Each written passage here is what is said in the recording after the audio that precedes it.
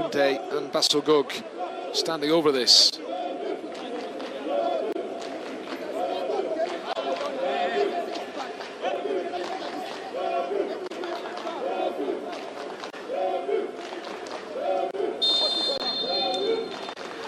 Bassogog will leave it for Koundé.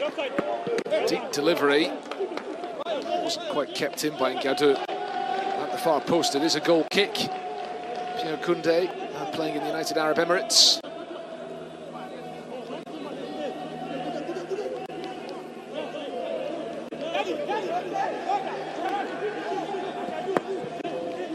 It is from Limbe, the English-speaking region of the country. City with a spectacular backdrop. It overlooks the ocean and is in the shadow of Mount Cameroon as well. It's also currently home to the national champions in Cameroon. Victoria United won the MTN Elite 1 last season, but they didn't make it to the group phase of this season's CAF Champions League, losing to Samar Tex of Ghana in the first qualifying round. Tremendous achievement for a club from Limbe to win the title. You think of some of the great names of club football in Cameroon. And then Zombo Anguissa, there is space for Bassogog to the left. Pass was not quite good enough, and the chance is passed up for Cameroon.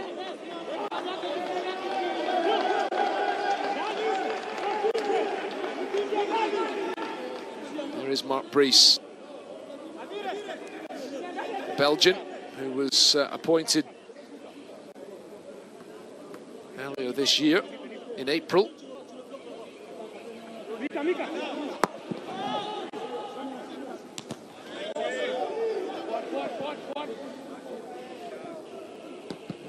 Hooked away by Ukumu, helped on by Olunga. Awkward bouncing ball, which N'Gadou can't deal with it. This is John Avire. Tries the shot from long range, which is blocked by Chachua. And Mbumo trying to prevent the corner. He's not managed to do so. Ball just crossing the line.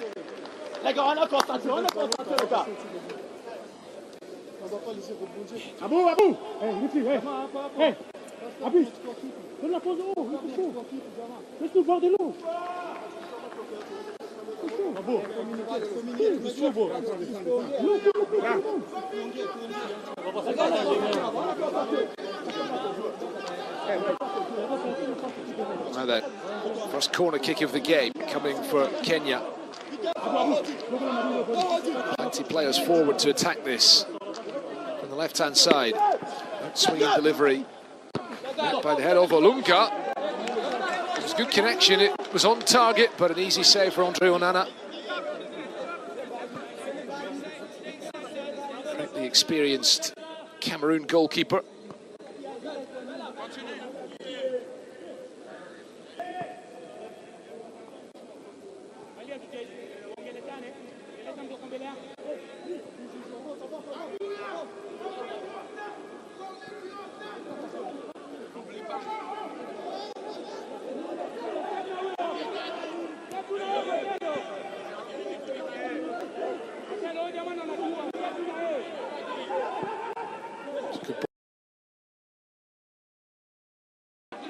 Martin Ongla, one of the goal scorers in the game in Yaoundé. It was a well-struck effort from Ongla, and turned behind by Omondi for a corner at the other end. We're a third of the way through this game.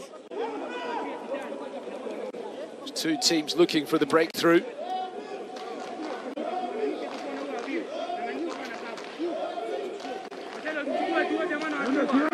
Well, turning inside to Anthony Akumu, trying the shot which was on target.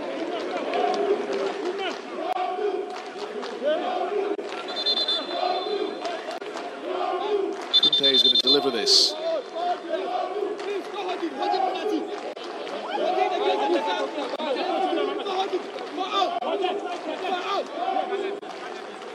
Bassogog alongside him. Abubakar among the players waiting in the middle. Castelletto, who made the connection. Kenyan defence working hard to get it clear. Back it comes to Chachua.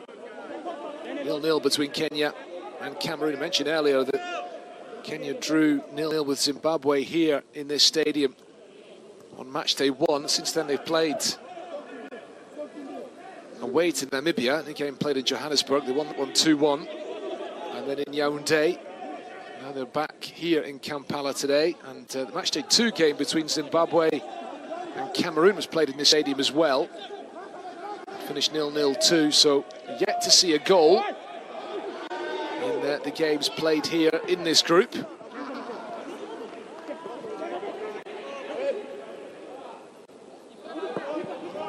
Clears by Omondi under pressure.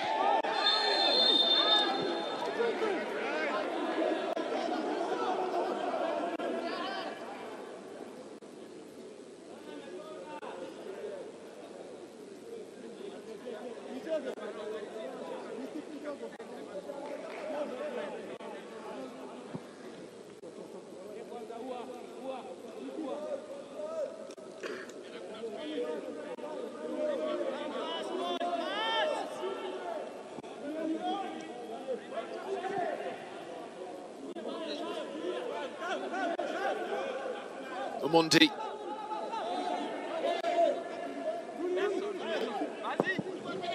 Will kick it long.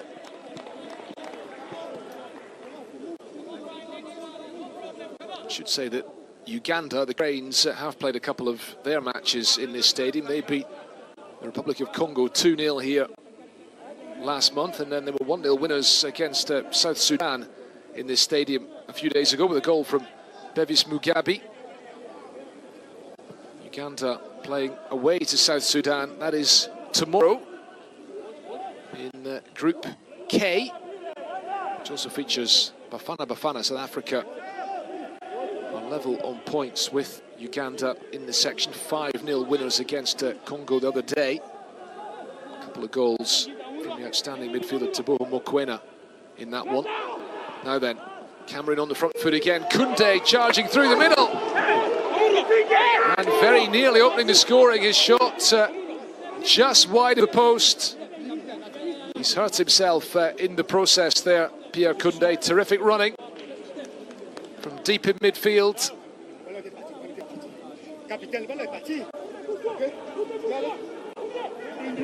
Well, look at this run from Koundé, untracked, just allowed to go in between lines. Got on the end of the pass before Daniel Anyembe could get to it. It was Ongla supplying Koundé. And he was caught on the follow-through by Omondi. Nothing that would lead to a penalty, but certainly I think the presence of the goalkeeper was probably enough to put him off there as he put his shot wide, just prodding it the wrong side of the upright. What a let-off for the Kenyan defence.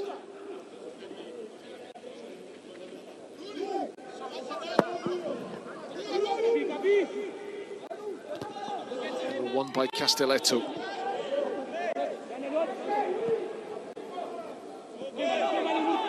Bumu, good running by Chachua. Heading towards the byline here. Chachua's ball in. Collected by Omondi. Omondi, one of 2 home-based players in the Kenyan starting lineup today. The other one being Union Yango, of the country's top club, Gor Mahia.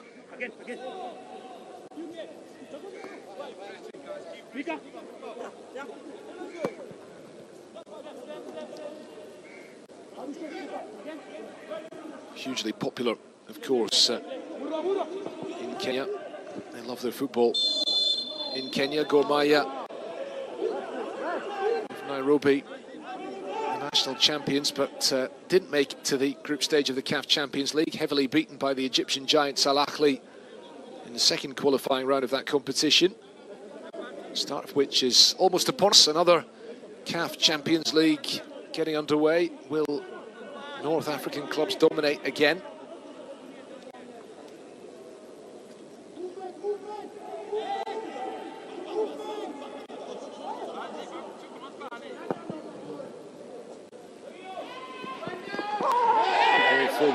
Vire has gone down under the contact from Chachua. It's just two players chasing the same ball.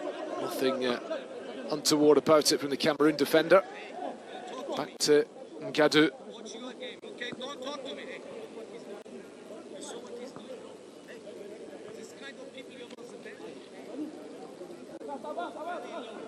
Ongla. Ongla. Granada in Spain.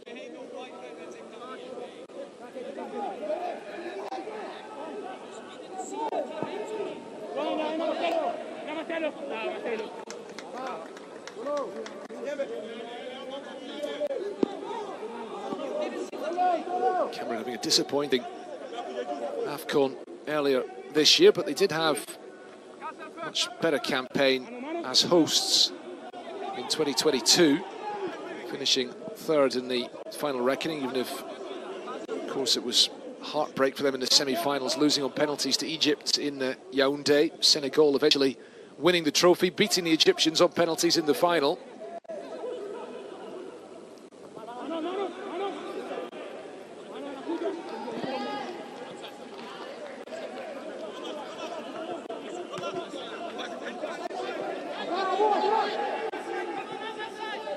Plenty of survivors in the Cameroon team now who were involved in that competition. Even if the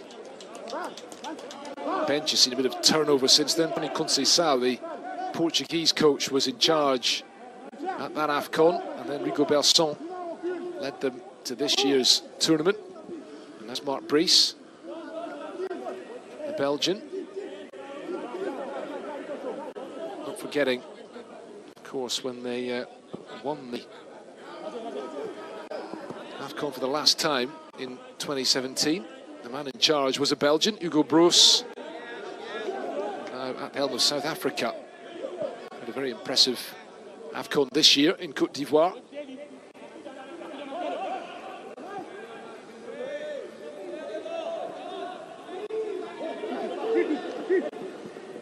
Cut back, looking I think for Zombo Anguissa, nearly came to Bassogog. Cameroon are on top here. Clearance coming from Onyango. Kenya on the back foot, really struggling to get a foothold in the game, in midfield in particular. Being overrun in that part of the pitch. Nuotolo wins the free kick. I'm not entirely sure what for. Onyango is furious at that decision. Kenyan players will have to just stay cool here.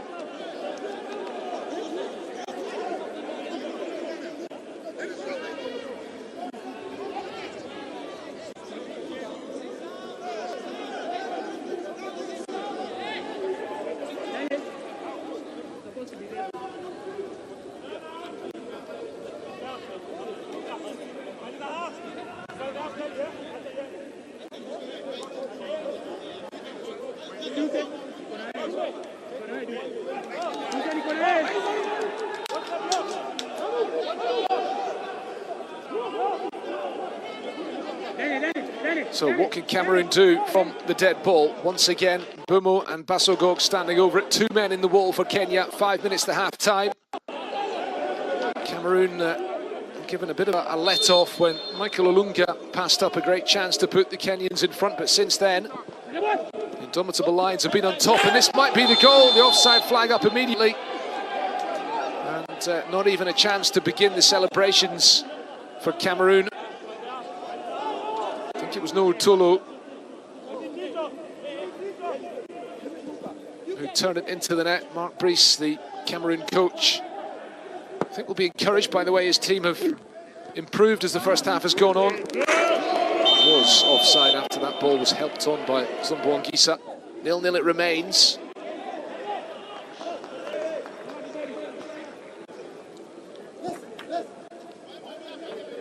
Castelletto.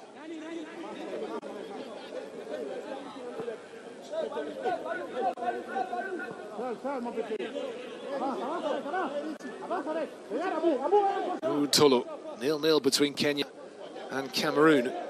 Two previous matches in this stadium, in this qualifying campaign, have finished goalless, including Cameroon's draw here against Zimbabwe.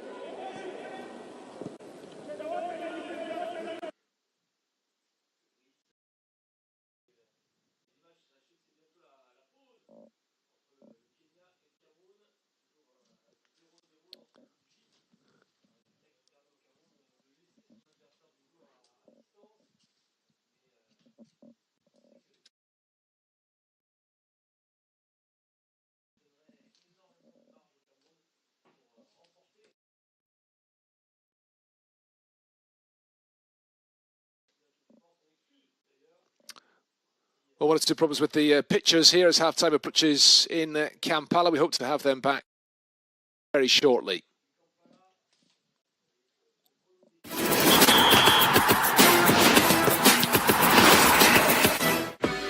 Formula One returns to the USA at the Circuit of the Americas. Welcome to Austin. Mighty reaction time from the Papaya McLaren. Lando Norris takes the lead of the US Grand Prix. It's such a great atmosphere. He goes to the inside and Verstappen takes the lead. Late move from Lando Norris. Lewis Hamilton takes second place. Max Verstappen sees the checkered flag. He wins the US Grand Prix.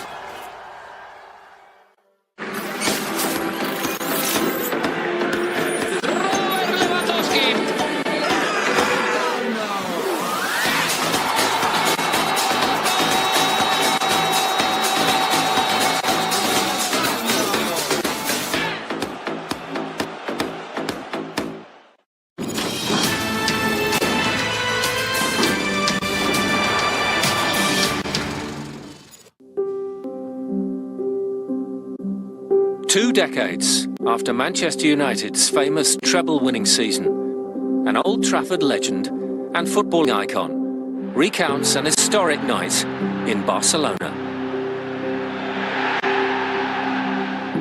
Winner. I've chosen that because I'm lifting the trophy and I know that we were winners. 31 years after Manchester United's maiden European triumph, and in front of a record crowd of more than 90,000 at the Camp Nou Stadium, 24-year-old David Beckham lined up against Bayern Munich in the 1999 Champions League final. As a player, you all want to play in Champions League finals, and there's not many players that get that opportunity.